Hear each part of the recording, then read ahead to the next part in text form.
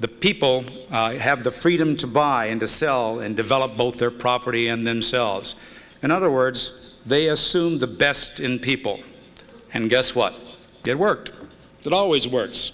It works here in America. We lost our way a little bit, but it can work again. It's time to take the revolution that Jack Kemp helped start in the 1980s with historic growth-producing tax cuts and bring it into the 1990s so that our nation can embrace all the possibilities of this decade and the next century. ALEC members know this. That's why you joined ALEC. That's why we, the International Council of Shopping Centers, joined ALEC.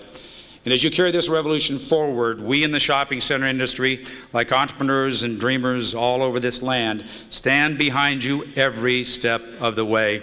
Thank you very much.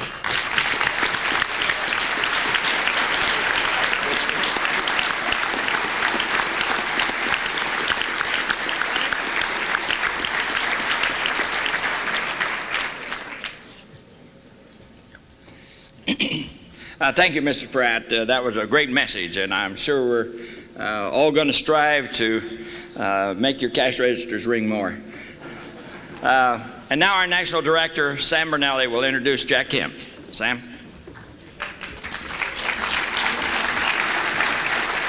Thank you, Ray. It is with great honor and a tremendous pleasure that I introduce to you today a national hero, a very good friend of mine, a very good friend of yours, and a fellow soldier in the cause, the battle to expand freedom and democratic capitalism throughout the nation and the world. I am talking about none other than Jack Kemp. Now, this past January, Jack announced that he would not seek the 1996 presidential nomination. Many, including myself in this room, think this is a great loss to this country. I totally agree.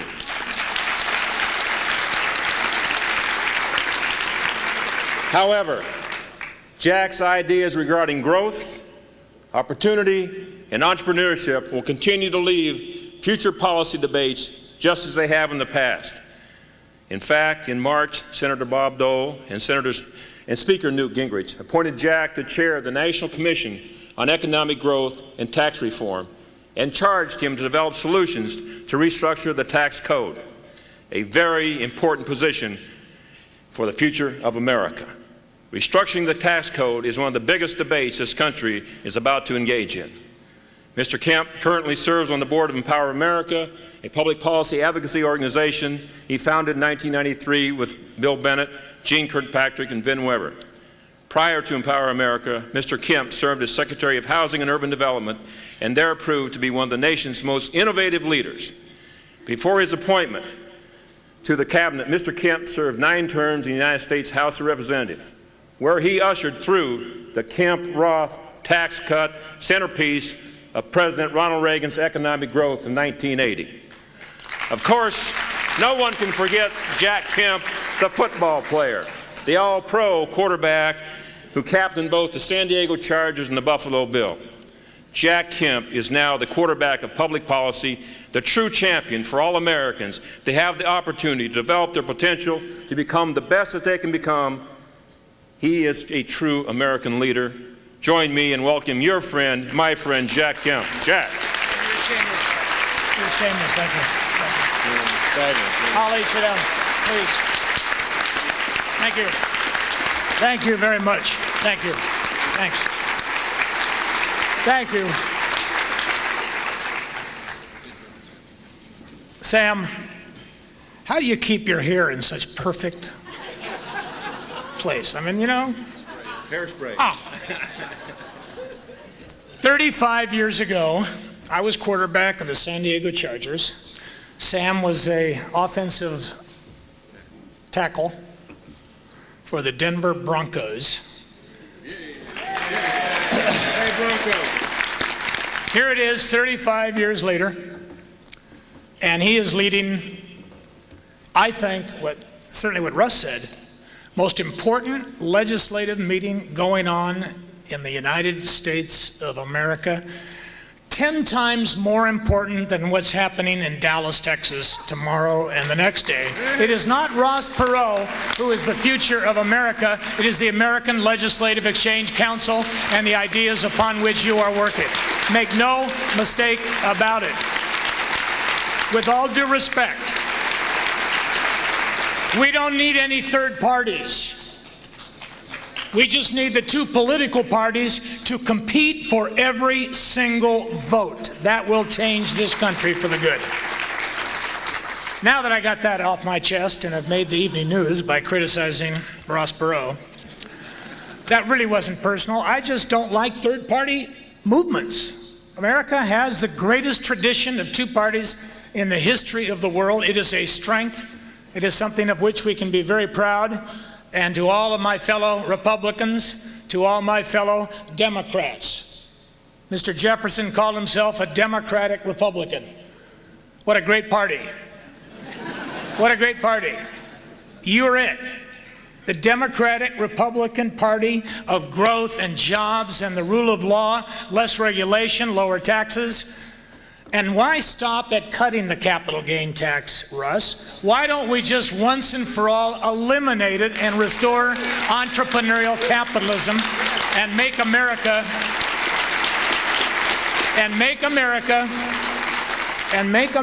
a free enterprise zone from sea to shining sea?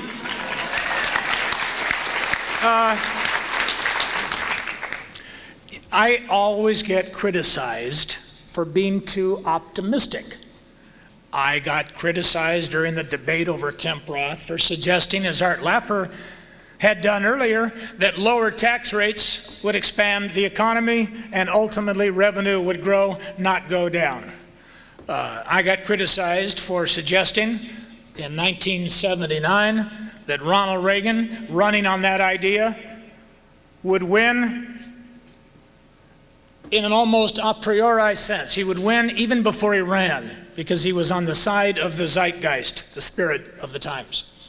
I've been criticized for being too upbeat. In fact, I've been challenged and charged with being the Hubert Humphrey of the Republican Party. Maybe it's because of the length of my speeches. You know what followed a Hubert Humphrey Saturday night speech? Sunday morning. But today I'm on a strict time limit, which is good for ALEC and will help me catch a plane to Colorado. Holly, Jeff. Going up to Aspen with my wife to spend a weekend in Aspen and Vail and contemplate with Bill Bennett and Gene Kirkpatrick and a lot of other men and women of similar views as those of you in this room. And Russ, congratulations truly on a terrific speech. But I wanted to say, first of all, how much I appreciate Holly, Ambassador Holly Coors, and Jeff, the Coors Company, great-grandfather, your great-grandfather, your grandfather. I'm a grandfather 9 times over. We just had our 9th. And so I speak with some affection for grandfathers and great-grandfathers who came to America. Thank God Adolph Coors came to America. We are better off for having that spirit recaptured in what this great company and all these men and women up here and all of you out there have tried to do. And to Holly and Jeff and the Coors family, congratulations on the Adam Smith Award. Now, I got the Jefferson Award. You're going to give it to Newt Gingrich. It's quite a step down from Kemp to Gingrich. Now that I'm not running for anything and I am not seeking anything, now don't tell him I said that. But I want to say to Newt, even though he's not right here, how proud I am of what he is doing and what he has yet to do. How proud I am of you, and how proud I am of the Coors family for how much they have contributed to this great cause. Because it truly, as Sam said, a little over 20 years ago, this organization could have met in a phone booth. And today it is the most rapidly growing organization of like-minded men and women at the local level in the country. It is the most important meeting legislatively going on in the country. You are the epicenter of this revolution that started maybe in 1776, but it will not be completed until it captures the whole world. You see, we want an empire, not physically, not hegemony in terms of our geographical borders. We want an empire, Churchill said, of the mind, of ideas. That's why it's important what's happening in Botswana. That's why it's important what's happening in China and Hong Kong and Taiwan and, yes, the East Asian miracle, and now in India, Vietnam. It won't be long before a nation of 900 million people from the shores of the Atlantic to the shores of the Indian Ocean are discovering the things that we all too often take for granted. From whence did it come? I wanted to share with you, I won't read my remarks. I gave a speech at the Adam Smith Institute in Glasgow on the anniversary, I think it was the 200th anniversary of his death. And I made the point, and this is why I brought up Jefferson and the award that is being given to Newt Gingrich. Just stop and think now. Take yourself out of the morning headline. Step back from the news on CNN. Step away from your table, at least mentally for a moment, and think about the world 219 years ago, last July. There was a Holy Roman Empire. Venice was a republic. France was ruled by a king. China by an emperor. Russia by an empress. Great Britain was a monarchy with just the barest bones of its democratic form of government. And yet there was the United States of America. There's only one nation on this earth that over this 219 years, since 1776, has been able to maintain the integrity of its constitutional form of government. We've made changes. Thank God we've made changes. Thank God for the amendments that opened up opportunity to women, to blacks, that opened up opportunities for all of us to recognize that we cannot leave anybody behind. But stop again and think. The American dream that we talked about up here is not on the basis of bringing everybody down to some level at which mediocrity can shine, but is allow any individual child of God to have the opportunity to rise to the highest of his or her ability without any barrier, without any boundary to his or her performance.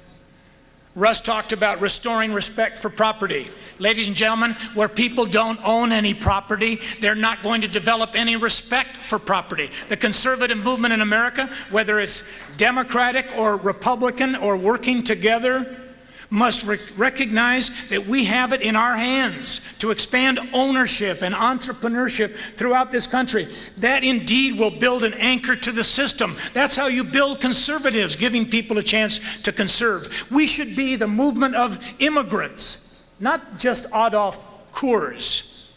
Their name may be Sanchez or Fong or Jefferson or Washington, whatever it might be. Do you know that in July of 1776, these two great men on opposite sides of the Atlantic were penning the two greatest documents of freedom the world had ever known? It's unbelievable to me. It is unbelievable to me that they didn't have the internet, they didn't have fiber optics, they didn't have microprocessors and little chips that could memorize 64 million and soon billion bits of information on the size of your thumbnail. Newt Gingrich calls it the third wave. I'm not so sure it's a wave. With all due respect, history is not some inexorable process in which we are just swept along on some wave. Thomas Carlyle said, history is biography. History is men and women of conviction and ideas who were committed passionately to a belief in making those changes come true. And frankly, it will work, as Russ said, in Botswana. It would work in Haiti. I gave a speech in Miami, and I said, you give me Haiti, you let me and Colin Powell and Sam Bernelli go to Haiti for 5 years, we'll turn it into a Hong Kong. The guy got mad at me. His veins were sticking out of his head. His eyeballs were on fire. He said, how dare you say 5 years? I said, give me 4. It will work. It will work. Wait. It will work wherever it's tried. That's what Smith was telling us in 1776. That's why he and Jefferson, albeit on antithetical sides of the Atlantic, came to the same premise that freedom works. It is pragmatic as well as utilitarian. It will work wherever it's tried. And there's a moral basis to it, that it is grounded in law, not only human law, the rule of law, but the rule of law is grounded in his law, the God of Abraham, Isaac, and Jacob. The pastor reminded us of how much we have for which to be grateful. And don't forget, many of you missed the beautiful film of Adam Smith. In that film that was shown during our luncheon, it flashed back to a kind of a print of Glasgow, Scotland in 1776. In 1775, Professor Adam Smith, now don't forget, he was not an economist. He was a professor of moral theology at Glasgow University. In fact, his most important book was The Theory of Moral Sentiments. That preceded an inquiry into the nature and cause of the wealth. Now, why do I bring it up? Because again, the irony of two people on opposite sides of the Atlantic in the eons of time coming to the same conclusion simultaneously, contemporaneous to each other, and launched the greatest revolution. That's why I say it wasn't a wave, it was an idea. Ideas are more powerful than armies when their time has come. And I believe with all my heart. It's good news. That's good news. Don't tell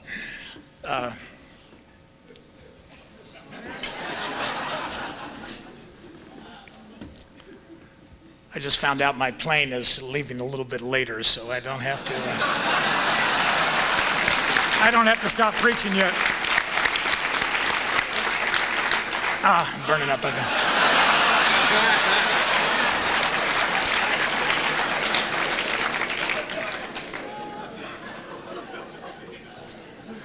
But in that film, you thought I'd lost my place, didn't you?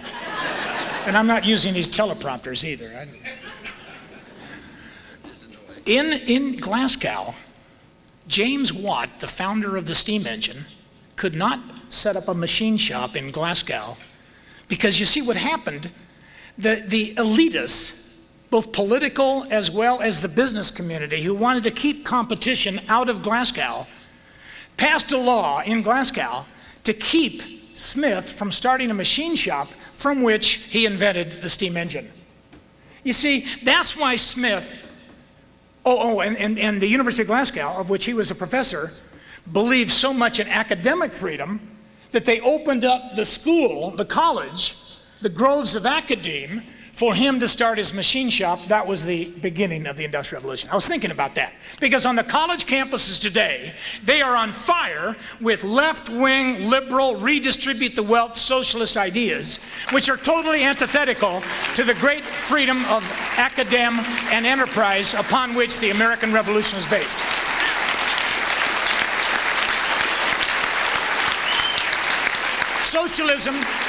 Socialism is dead. I know it's alive in Pyongyang, North Korea. I know it's alive in Havana, Cuba. I know it's still alive in the Council of Economic Advisors to Ira Magaziner and Hillary Clinton's healthcare task force. They still believe that stuff. There are some pockets of socialism in the economics departments of the Ivy League colleges on the northeast shores of the North American continent, but everywhere else is dead. It's dead in Botswana. It's dead in China. My wife and I were in China last summer.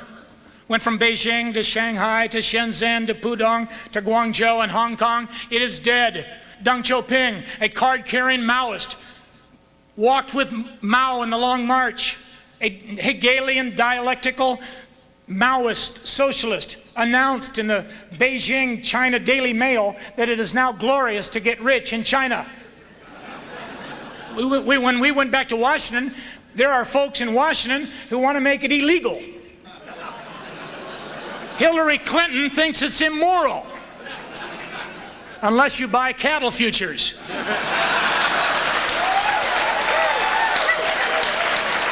Now, capitalism is not based on greed. That's the only thing with which I disagree with Professor Smith. Wouldn't be a Kemp speech if you didn't disagree with somebody. It wasn't based upon self-interest alone. It was based on faith and family and freedom in the future. Adolf Coors did not come to America looking for welfare. He was coming, as Jeff said, looking for an opportunity. People don't come to America for food stamps. They come for their families. Be very careful, conservatives, in how we treat the emerging immigrant population. I am not defending illegal immigration one bit. Our borders should be controlled. The government in Washington has a responsibility to beef up the INS and to pay for the cost of education in those areas, whether it's healthcare or education, like in the state of California or Texas or Arizona or New Mexico. But please, conservatives, fellow conservatives, immigrants are the heart and soul of America. They bring the entrepreneurial spirit to America. The Asians in Silicon Valley, the Hispanics throughout Southern California and throughout the Southwest, the African immigrant that came here under indentured servants, became as slaves. Mr. Lincoln, in the Emancipation Proclamation, had a vote in his cabinet about the Emancipation Proclamation. This is according to Bill Safire in his book on freedom. And he tells a great story. There were 5 members of the cabinet in those days. Lincoln was one. He held a vote on issuing the Emancipation Proclamation. I love this story. Talk about moral leadership. He took a vote, and the vote was 4-1. 4 noes, 1 aye. Lincoln announced that the ayes carried. The issue was what we're talking about today. Are all of us children of God and deserving of inalienable rights that come from Him and are to be protected by government? The purpose of government, as Newt says, is not to confer happiness. The purpose of government is to create the climate in which people can work out according to the dictates of their own Judeo-Christian conscience, their own happiness. That you are part of a revolution that is ongoing and it is sweeping the world. And Russ, you and the men and women who represent the international network of shopping centers and to all of the corporate sponsors, I really appreciate what you're doing. I do appreciate it, because I am absolutely convinced that these men and women are the greatest force for change in the world today. The whole world's looking at us. Now, let me make a couple of further points. Art Laffer and Howard Kalugian, the state of California, and Victor Canto and I held a press conference this morning on a flat tax for California. And Howard spoke first. They want to take the rate down to 5. I don't know if you know this, most of you. The top rate in California is 11.9. The capital gain tax is 11.9 on top of the 28% federal capital gain tax, and it's all unindexed. You know what the tax is on capital gains in the state of California on any asset sold held longer than 10 years? You know what it is? Over 100%. Because we're taxing the inflated value of the asset, not the real value of the asset. And as I tell people all over this country, wealthy people are already wealthy. The wealthy get wealthy on almost any system. The only system that opens up opportunities for low-income people to become upper-income people is some form of entrepreneurial democratic capitalism, hopefully with a human face. A human face I put on it because I think we as conservatives sometimes get accused of not caring about the poor. It's nonsense, but sometimes we don't articulate it well enough. Newt will, I'm sure, and you're going through conferences from Dick Posthumus is speaking. I saw where Art Laffer and Howard are going to be speaking. You've got conferences all day long today and tomorrow. But stop and think for a moment. If the wealthy are wealthy, what does it take to allow low-income people to get to be upper income? They need access to education. Education should be open to all. I am absolutely convinced. Now I'm going to talk just for a moment on affirmative action. Since I've gotten into immigration, now I'm going to get into affirmative action. You know what's affirmative action? Getting the government to remove the barriers for low-income people to get access to education. Vouchers, choice, magnet schools, corporate schools, privatization of public education, as well as public education. That's affirmative action. That's affirmative action. How dare we let liberals get away with taking good words? Have you ever thought about that? I've talked about it before, but just stop and think again. Why do we let the left get away with saying they're progressive? They're not the progressives, they are the reactionaries. They want to take the world back, we want to take the world forward, so we're the progressives. Stop giving them that word. We're conservative because we want to protect and preserve and defend and husband our resources, but we're progressive simultaneously. We're for affirmative action, small a, maybe affirmative effort might be a better way of saying it. In education, enterprise zones, privatization of housing, reforming the welfare system. Can you imagine a low-income woman in America getting her first job and finding out that the reward for going to work is less than the reward for not working? Why don't we reaffirm the fact that the reward for being on the first 1, 2, 3, 4, or 5 rungs of the ladder should be demonstrably and dramatically higher for working and saving and having a family and staying in wedlock than to do exactly the opposite. You are engaged in an affirmative effort. Don't apologize for it. Don't let Jesse Jackson get away with saying that he is for hope. Hope is an opportunity. Hope is a chance to own something and to grow and to become what God meant you to be and meant us to be. I'll tell you another affirmative action program. Something that Bob Dole and Newt Gingrich appointed me to head up. A task force to bring down the tax code to a flatter, fairer, simpler, lower, get rid of the IRS's intrusiveness into our pockets, our lives, and into our property.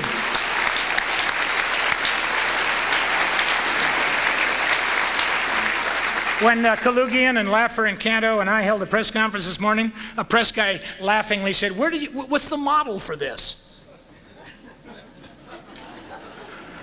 Should never have asked Laffer and Kemp the model for a tax cut. John F. Kennedy, Ronald Reagan, Calvin Coolidge, Ludwig Erhard, Lincoln. My wife reminds me that there were no income taxes under Abraham Lincoln, but had there been any, he would have cut them. Jefferson. Then I laughed and I said, and the book of Genesis.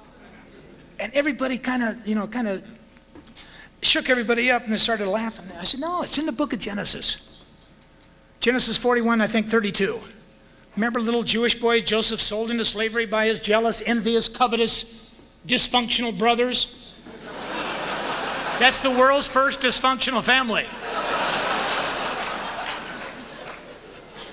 And you know how he overcame it, by the way? With love. Remember when his brothers came to Pharaoh's court? He said, hey, there will be no harm to my brothers. They were so afraid of seeing Joseph in the real flesh. He overcame them with love.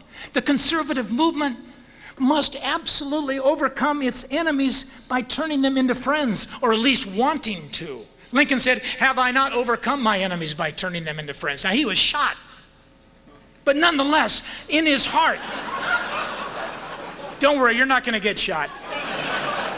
I'm talking about the spirit that conservatives must have if black and brown and Asian and low-income people and immigrant and entrepreneurs are going to join this great cause and turn it into a majority so it can truly have the influence that it must have. But in Genesis 41:32, I think that's the phrase. Brunelli will go look it up tonight, I'm sure of it. Joseph told Pharaoh, if you want to get your economy growing again, stupid, cut your taxes to a flat 20%. Well, you got to read the Bible between the lines.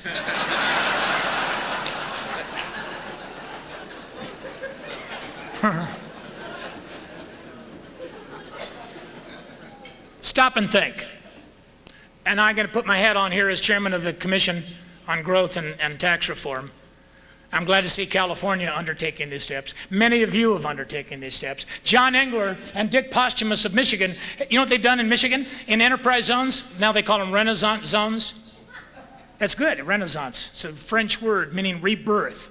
You want a rebirth of a ghetto? You want the rebirth of a barrio? You want the rebirth of a city? You want the rebirth of a Native American Indian reservation? You want the rebirth of America?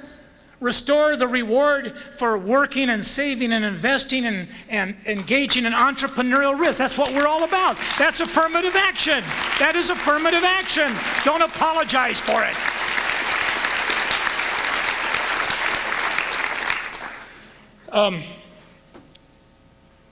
But with my hat on now as chairman, I'm not going to come out with a final determinant of what we're going to.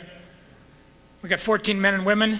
They range from Herman Cain of Godfather's Pizza, one of the most outstanding African-American entrepreneurs in America. He single-handedly, in my opinion, beat the Hillary Clinton healthcare, nationalized, socialized, bureaucratized Eastern European under the socialist healthcare system, all by himself, and a lot of other good men and women. He's on there. Teddy Forsman, Shirley Peterson, former commissioner of the IRS, is more anti-IRS than are you. Loretta Adams, an Hispanic woman, entrepreneur from San Diego, California. Great men and women. I don't want to prejudge the outcome, but I'll tell you where we're headed. We think the rates are too high, way too high.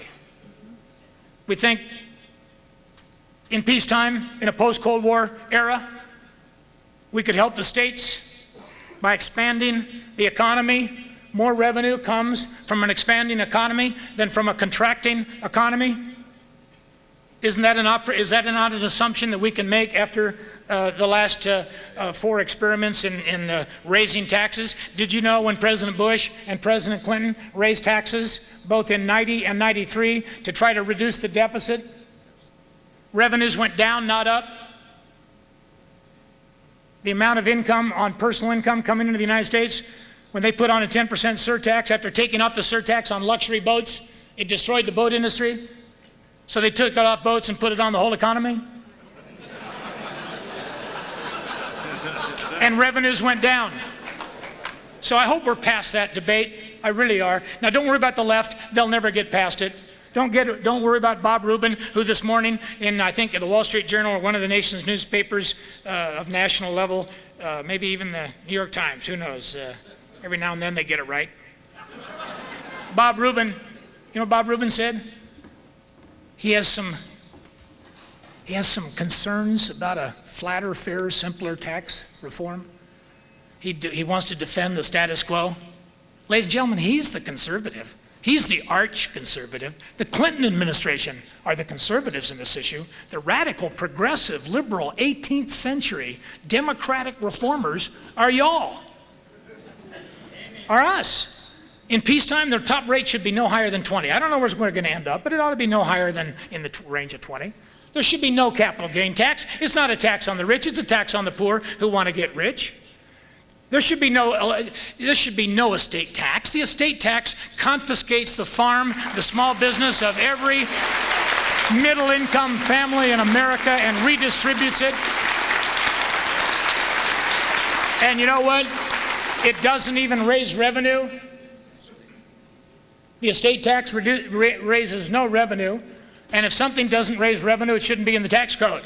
It's only there because of envy, covetousness. And that's no way to run a country.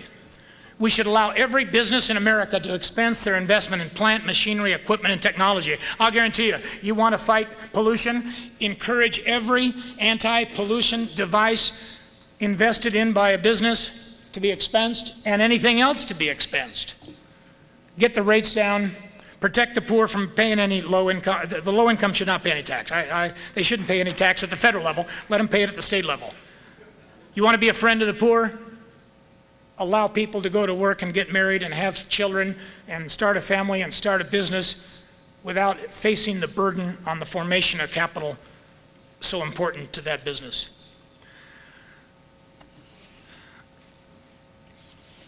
One other reform, then I'll step down.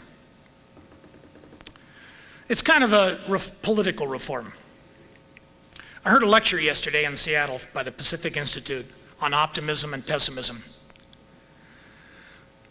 Do you know that both pessimism and optimism can be taught?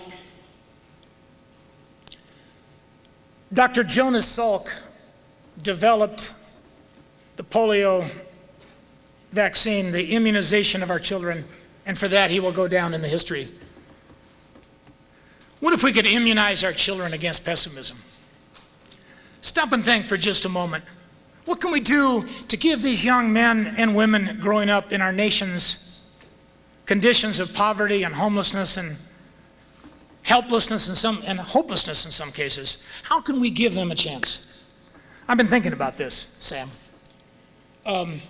We need to intervene early enough to let them understand that life is not a series of successes all the time.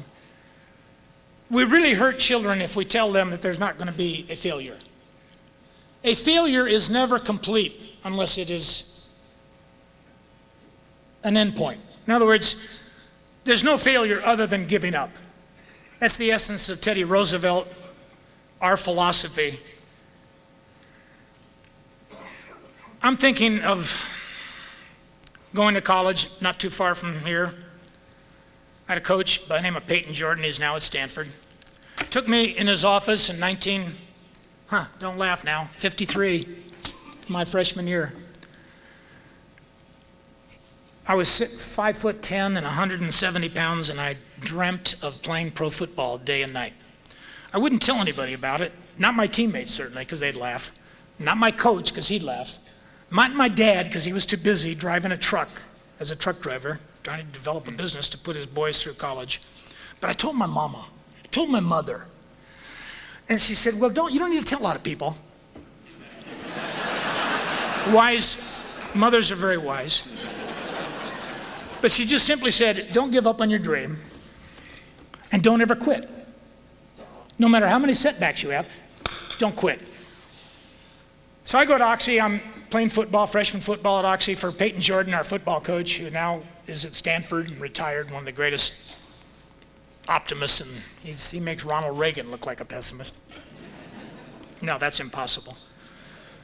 And he calls me in his office one day, he said, Kemp, come in here, sit down. I said, yes, sir. Now, going into Peyton Jordan's office at Occidental College was equivalent of going into Sid Gilman's office or Frank Leahy's office or Vince Lombardi's office, any great football coach. And he said, sit down, I want to tell you something. I said, yes, sir, with awe. He said, Kemp, don't tell anybody. Don't let on. But of all the players on my football team, you are the one player that I believe can go all the way to the National Football League. Don't tell anybody. Keep it to yourself, but don't give up. Don't quit on yourself or your teammates. But I'll tell you one thing, Kemp, you're not studying hard enough. You're not working hard enough. You're lazy. You're not doing this, that, and that. And I want you to turn your life around and get a goal, set your sights on that goal, and don't deviate from that great dream that you have. Well, I tell you what, I would have run through a brick wall for Peyton Jordan. Our team went on, we were undefeated. We won the small little championship. I went into pro football. Jim Mora went to the pro football, coaching in New Orleans. Ron Botchin became an NFL official. There are 4 high school principals. There are 2 superintendents. There's a lot of teachers, a lot of successful businessmen. We had our reunion a few years ago of that team. We're sitting around, as guys do, late at night, after a cup of coffee, or a couple of Coors beers, whatever, in a shopping center, lighted by San Diego Gas and Electric. And you know what? Every single guy on the football team had been told by Coach Peyton Jordan that if they worked hard enough and wanted it bad enough, they could make pro football. Now, here's my point. That's a true story. Why do politicians say this is a true story?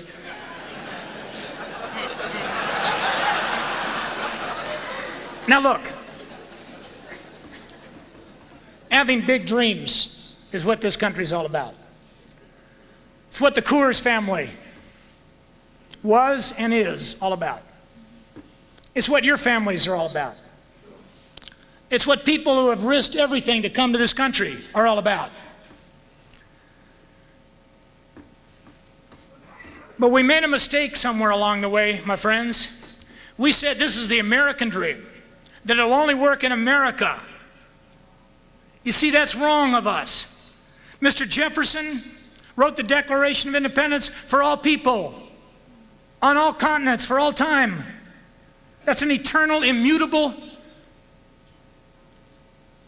truth. Truth can't be subject to time and space.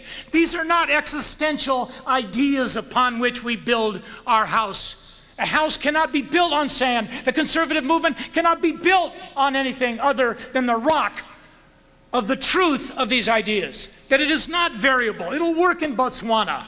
It'll work in Watts, Los Angeles. It'll work in East Harlem and East St. Louis, and it'll work in Haiti, and it'll work. We have the message. We've got to sell it more positively, more optimistically. We've got to want to bring everybody along. We can't leave anybody behind. We've got to take this message to the corners of the world. because we are involved in nothing less than changing the conservative movement once and for all from a process that was against something to something for which we can proudly acclaim on our sleeve and on our banner that we have not revealed truth insofar as we are humanly concerned, but we know there are certain things that work. It's that spirit, it is that optimism, it is that hope that will bring people to our cause. And pretty soon there will not be an antithesis to our thesis. Oh, there'll always be critics, but they'll be standing on the sidelines pointing out where you have succeeded. You see, it is important that we not just be against affirmative action that leads to quotas. We must replace it with something that leads to opportunity and jobs and education and hope and dreams and the confidence that you and I know will lead to a better America. That's the way to bring back respect for private property, is to give people a chance, as I said earlier, to own. The Bible says clearly, excuse me for preaching now, preach, Rev. The Bible says overcome evil, but overcome it with good. Conservatives, we have told the world what we're against. We have told the world what is evil. We've told the world what's the antithesis. It is now time for us to march into the sunlight of civil, human, legal, voting, equal rights for all men and women, not only here but around the world. That is the sunlight. That is the hope. And to all of you, God bless you for being in the trenches. But now it's time to get on offense and tell the whole world how we plan to shape freedom, private property, limited government, the rule of law, and entrepreneurial capitalism from here to sea, from the sea to shining sea. And I'm not talking about America. God bless you. God bless America. God bless Thomas Jefferson and Adam Smith for giving us the right model for the world.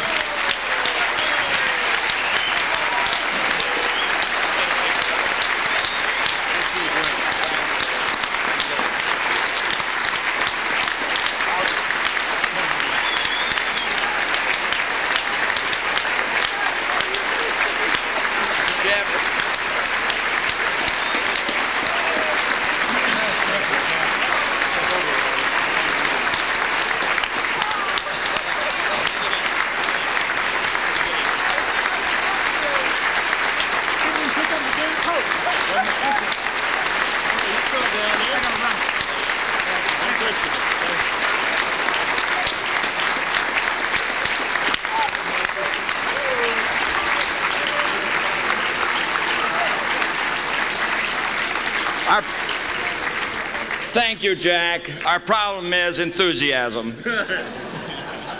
This concludes this session. The concurrent sessions will begin at 2 o'clock, and the task force meetings will convene at 2:15 and 3:30. Thank you very much. Have a good afternoon.